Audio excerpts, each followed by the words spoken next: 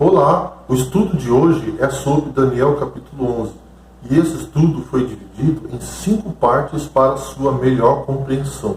Fique conosco até o final, pois o estudo de hoje está muito interessante.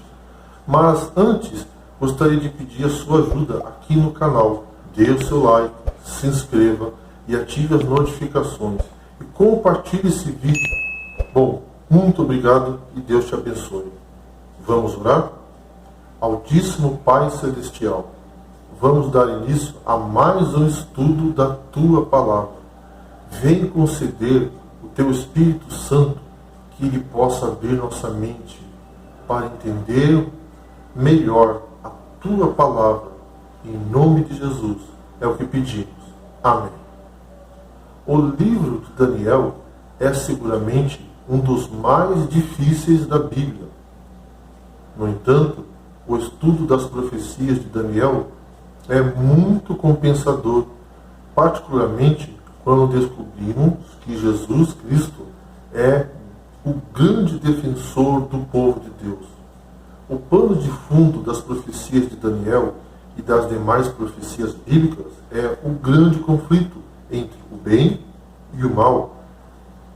Historicamente, vemos Satanás perseguindo o povo de Deus através de seus agentes, sejam eles demônios, indivíduos, governos ou impérios.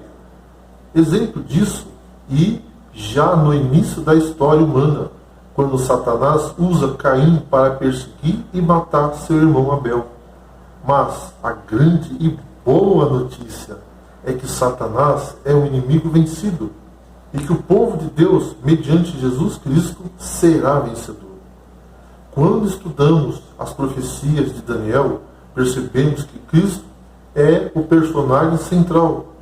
Ele é o grande vencedor e seu povo terá um final feliz e vitorioso.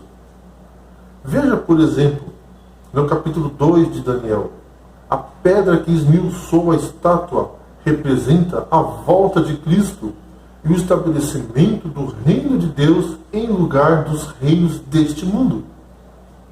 No capítulo 7 de Daniel, o Filho do Homem representa Cristo, cujo domínio é eterno e seu reino jamais será destruído. Nos capítulos 8 e 9 de Daniel, o príncipe dos príncipes, ou o príncipe do exército do Senhor, representa Cristo. Nos capítulos 10 até o 12 de Daniel, o personagem Miguel representa Cristo, o grande príncipe defensor do povo de Deus. Dito isto, vamos agora para o estudo de Daniel capítulo 11. O nosso estudo de hoje vai seguir o método historicista de interpretação profética. Este método verifica o que a Bíblia está dizendo e analisa os dados históricos aos quais a Bíblia se refere. Vê os dados históricos que mais se conectam com o texto bíblico. O método historicista de interpretação profética considera como Deus atuou no passado, atua no presente e atuará no futuro. Os fatos históricos comprovam e confirmam a veracidade das profecias. Daniel capítulo 11 apresenta um resumo de Daniel capítulo 2, 7, 8 e 9 e amplia os fatos que ainda não haviam sido revelados. Traz elementos que vão recapitular o que já foi falado anteriormente e amplia as informações e dados adicionais que ainda não tinham sido dados nas profecias anteriores. Vamos para a primeira parte, profecia sobre a Média e a Pérsia e a Grécia. Daniel capítulo 11, o versículo de 1 a 4. Quando Daniel recebeu várias visões sobre a sucessão das potências mundiais, os capítulos 10 a 12 formam uma unidade. Em 11, versículo 1, Gabriel continua sua fala, iniciada em 10, versículo 19. Gabriel, olhando agora para o futuro, descreve no verso 2 os próximos 4 reis da Pérsia, ressaltando o poder e a ambição do quarto. A referência é, sem dúvida, aos 3 reis que sucederam Ciro no trono da Pérsia: Cambises, o falso Esmerdes e Dario I. O quarto aponta para Xerxes como o quarto rei. Xerxes é identificado como Assuero do livro de Esther, capítulo 1 e o versículo 1. O registro diz que ele se orgulhava das riquezas e da glória do seu reino. Ele era muito rico. Mas depois se levantará um rei poderoso que reinará com grande domínio. Um rei valente, guerreiro, verso 3. Sem dúvida, a profecia está falando de Alexandre, o Grande, que reinou de 336 a 323 a.C., que derrotou os medo-persas e rapidamente conquistou o mundo, estabelecendo o Império Grego. Alexandre acabara de atingir o auge do seu poder quando foi quebrado em 323 a.C. Esse rei que governou desde o Adriático até o Indo adoeceu repentinamente e dias depois estava morto. Nos versos 4 até o 14, Gabriel descreve os embates políticos e militares entre 2 dos 4 reinos, ressaltando da divisão do Império de Alexandre pelos seus 4 principais generais, Cassandro, Lisímaco e Ptolomeu. Esses 2 últimos, ao norte, o Seleucida, e ao sul da Palestina, Ptolomaico, que alternaram entre si a posse da Terra Santa no período que conhecemos como intertestamentário, são o foco desses versos. Parte 2. Profecia sobre a Síria e o Egito. Daniel, capítulo 11, versículos 5 até o 14. A maioria dos estudantes da Bíblia compreende as guerras entre o rei do norte e o rei do sul, profetizadas em Daniel, capítulo 11, versículos 5 até o 14, como se referindo às muitas batalhas envolvendo essas 2 dinastias. O reino do sul se inicia com o rei Ptolomeu I, do Egito, passando por diversos novos reis, e se tornando ao longo do capítulo a representação do secularismo e do ateísmo. Já o rei do norte, que iniciou com o rei Seleuco I, representa Roma com toda a sua distorção das doutrinas bíblicas e sua perseguição contra os que permanecem fiéis a Deus. A grande lição é que por trás dos embates entre os sucessivos reinos está o interesse de Satanás em destruir a própria verdade e o povo de Deus. Parte 3. Roma e o príncipe da aliança. Daniel capítulo 11, do versículo 15 até o 28.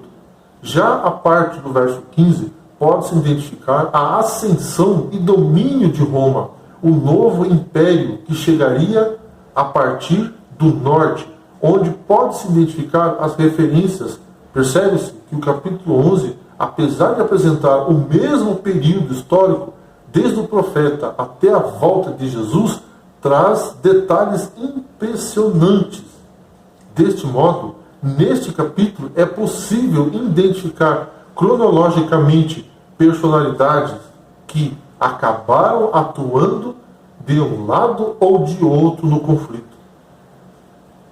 Assuero, verso 2, passando por Alexandre o Grande, verso 3 ao verso 4, Pompeu, versos 15, Cleópatra, verso 17, Júlio César, verso 19, César Augusto, versículo 20, indo até Tibério, versículo 21, sob cujo governo morreu Jesus, o príncipe da aliança, versículo 22, passando por Tito, versículo 28, e depois pelo estabelecimento da abominação desoladora, versículo 31, até o fim, versículo 44 e o 45. A parte 4, o próximo poder, Daniel 11, versículo 29 até o 39. embora esse sistema esteja em continuidade com o Império Romano pagão e tenha herdado algumas características de seu antecessor, parece ser diferente em alguns aspectos, com clara identificação com a atividade do chifre pequeno das visões do capítulo 7 e 8, destaque ao ataque ao santuário e ao seu serviço, símbolos da intercessão de Jesus e a introdução de um sistema de salvação baseado em obras e intercessão humana. Ao examinarmos com mais profundidade, descobrimos que ele atua como um poder religioso, mirando seu ataque principalmente em Deus e em seu povo. Fala-se de Cristo como o príncipe da aliança, verso 22, e aquele que fará firme aliança com muitos por uma semana, Daniel capítulo 9 e o versículo 27. Esta aliança é o plano da salvação traçado na eternidade, confirmado pela morte de Cristo.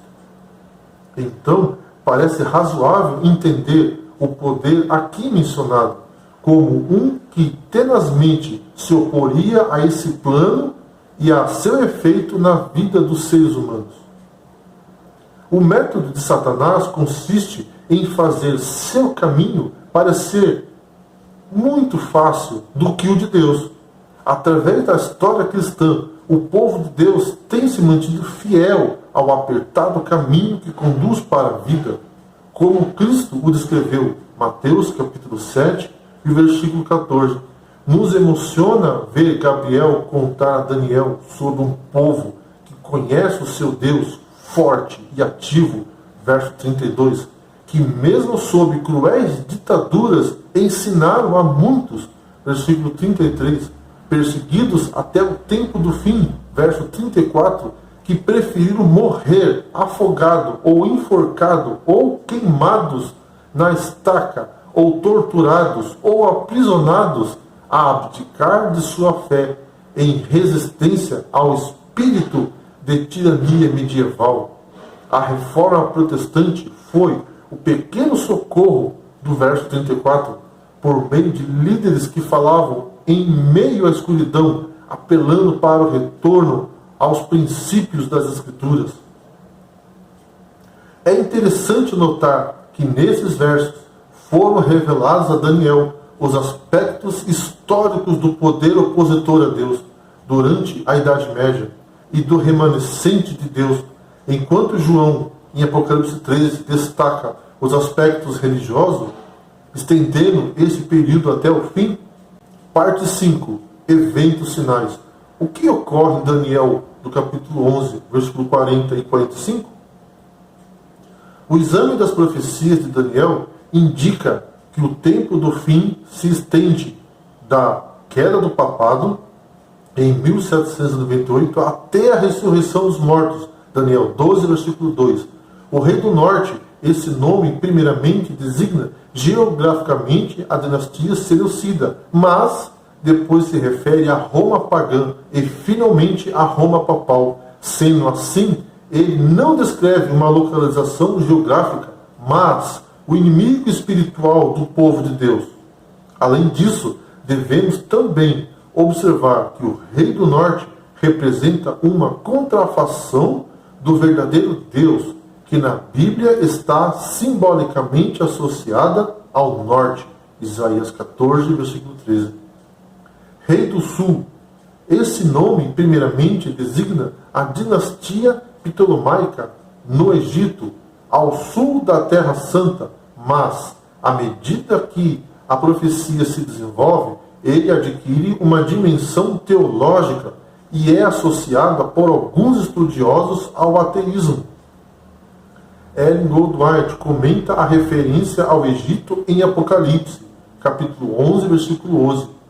Declarou: isto é ateísmo, o grande conflito, página 269. O glorioso Monte Santo, nos tempos do Antigo Testamento, essa expressão se referia a Sião, capital e centro de Israel, geograficamente localizada na Terra Prometida. Depois da cruz, o povo de Deus não é mais definido segundo linhas éticas e geográficas. Portanto, o Monte Santo deve ser uma designação simbólica do povo de Deus espalhado pelo mundo. O rei do sul ataca o rei do norte. A Revolução Francesa tentou erradicar a religião e derrotar o papado, mas falhou. O rei do norte ataca e derrota o rei do sul. As forças da religião, lideradas pelo papado e seus aliados, acabaram vencendo as forças do ateísmo e formaram uma coalizão com o inimigo derrotado. Edom e Moabe e o notável povo de Amon escaparão. Alguns dos que não são contados entre o povo verdadeiro de Deus se juntarão ao aprisco na última hora.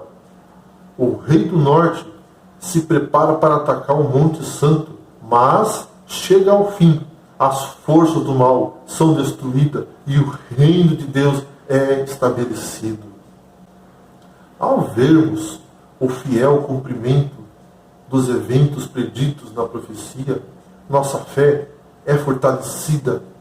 No entanto, diante da demora e da incerteza acerca dos eventos futuros, pedimos que mantenhamos viva a nossa fé e a certeza de que em breve Tu, ó Deus, triunfará e haveremos de desfrutar da eterna herança contigo.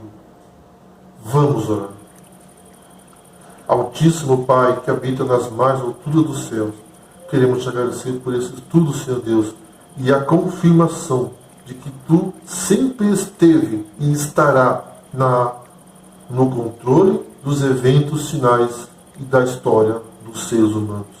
Venha fortalecer nossa fé, venha nos manter vivos, Senhor Deus, na Tua presença, Senhor Deus, pois os sinais estão mostrando que Tu logo, muito em breve, irá voltar.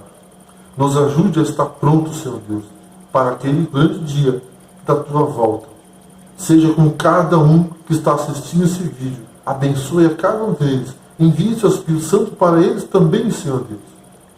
É o que nós te pedimos, em nome de Jesus. Amém. Que Deus abençoe a cada um de vocês.